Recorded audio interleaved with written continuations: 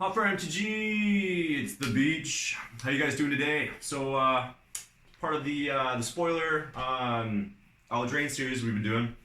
Again, we're just picking several cards from every color, kind of going through them, one video or two a day. We're moving on to white today. The last solid color, then we got multicolored artifacts lands, which we'll lump into one. Well, the artifacts lands anyway. So, moving on to white, let's dive right into it. Number one on the list, Circle of Loyalty. Again, been talking a lot within these videos about these legendary artifacts, that whole line of them there, and all of them seem to be pretty powerful. Some a little bit more so than others, but again, here's another one on the list. Circle of Loyalty, 4 and 2 white. The spell costs 1 less to cast for each knight you control. They're really pushing knights. So you're probably going to cast this for 3 or 4, probably on average, I'd say. Creatures you control get +1/+1. Now, that one doesn't care about knights, so all creatures you control. And then whenever you cast a legendary spell, create a 2/2 white knight token with vigilance. That seems pretty good. Pretty good. Anthem, and you're just generating dudes, and yeah. And then let's just make sure that we did make it good enough, and we stack pay 3 and a white, tap it, and then create another 2/2 knight. So this thing, if Knights is a deck, and it can get around all the sweepers and the control that seems to be kind of creeping out of the Magic Deluge. As you know me, I'm not the biggest blue player. If we can get around that and it's aggro enough, this might see some play. And it's going to be interesting anyway. Alright, next Mythic to talk about. I'm really surprised they made this a Mythic, unless it's some sort of typo. Realm Cloak Giant. 5 and 2 white, so 7 for a 7/7 Vigilant Giant. Again, we're getting into these adventure cards. So this is what makes the card interesting, is cast off. 3 and 2 white, destroy all non-giant creatures. Again, we talked about mono red and it running the Bone Crusher. I think it was Bone Crusher Giant. 4/3 for 3. So if mono red becomes a thing, this card may not see as much play because, again, it's not going to kill all of red stuff. But at any rate, it's pretty much a board wipe. And the card then, because this adventure card goes to exile, and this is a great finisher for control. They just wait a couple more turns. Control always has lands. Pump out a 7/7 Vigilant and, start swinging away. All right, moving on. So down to some rares here. Charming Prince. 1 and a white for a 2/2 human noble. When Charming Prince enters the battlefield, choose one. Again, these mode cards, they always seem they're good because situationally you can do whatever you need. So we got Scry 2, gain 3 life, exile a target, another target creature you control, you own, return to the battlefield at the beginning of the next end step. So probably going to see some play with regards to ETB triggers, or do some bounce effects, things like that. Also, the gain 3 life thing is pretty relevant as well if mono red still does become a presence. Anyway, enough said about that bear. So moving on, Giant Killer. 1 for a 1/2 human peasant. They got some really pushed up the creature types here in this set. It's got pay 1 and a white, tap it, tap target creature. It's just lockdown, Rune Law Enforcer. There's tons of these effects have been out. But the interesting part is the adventure side of it is the chop down. So I like the flavor there, Beanstalk, Giant. So 2 and a white, destroy, instant speed, by the way, which is super relevant. Destroy target creature with Power Forward Greater. And then this little guy goes into exile and the cast him, right? Like I've mentioned a lot with these adventure cards. That's pretty good. So you get to blow up something big, and then you get a little 1/2 that can start locking down the next big thing on the side. So give you some breathing room. Giant Killer, absolutely going to see some play. If not main board, you might even see some sideboard play with it too. Anywho, moving on. Harshbringer. 1 and a white for a 1/2 fairy with flying and lifelink. Now, we're seeing a lot, like not so many fairies in white, a lot more in the black and in the blue especially. However, this little one here, 1/2 for a 2 drop, flying lifelink. Creatures entering the battlefield or dying don't cause abilities to trigger.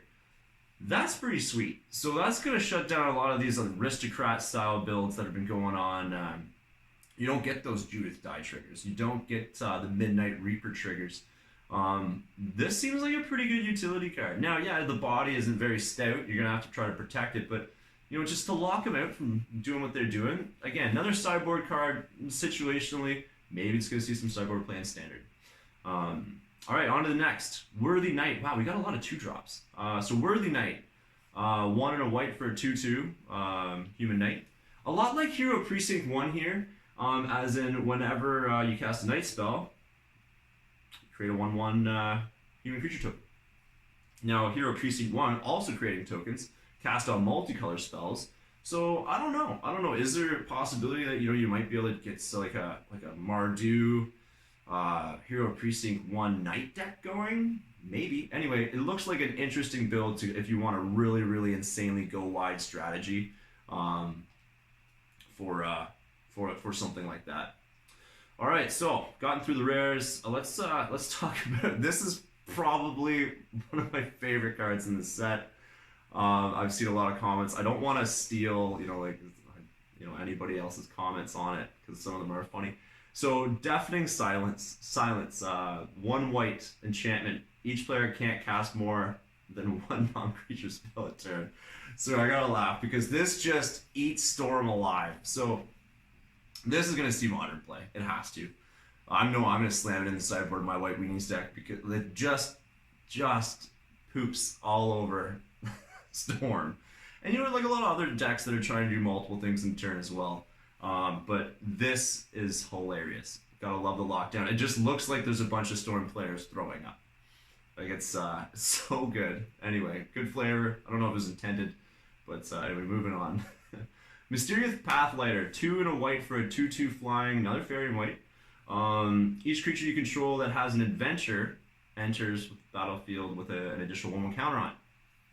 So maybe this does go in some sort of, blue-white fairy flyers deck. Again, now you're bringing in all your flyers that have the adventure side on there that you probably already cast for value.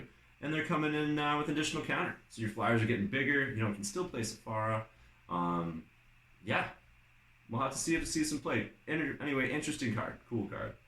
All right, moving down the list. Now, there's a lot more in the lower rarity of the white cards here because a lot of them are pretty interesting.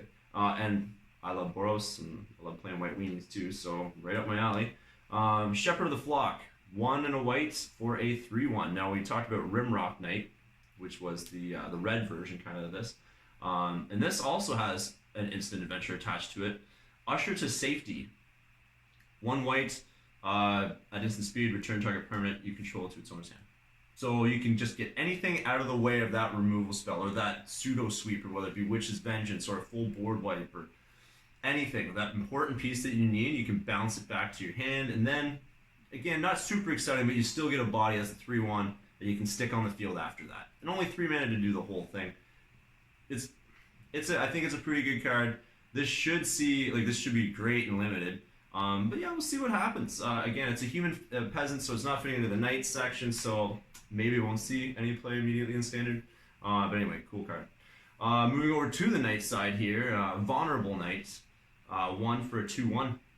Not much to say about it other than when it dies, put a 1/1 counter on target knight you control. That's pretty good. That's pretty good value. You get a 2/1 for 1 mana. Instead of like a Doom Traveler or any other effect like that, when it dies, this instead of getting a token, you basically get to still move 1 power over to another creature. So it just seems like Value Town there. It's pretty good.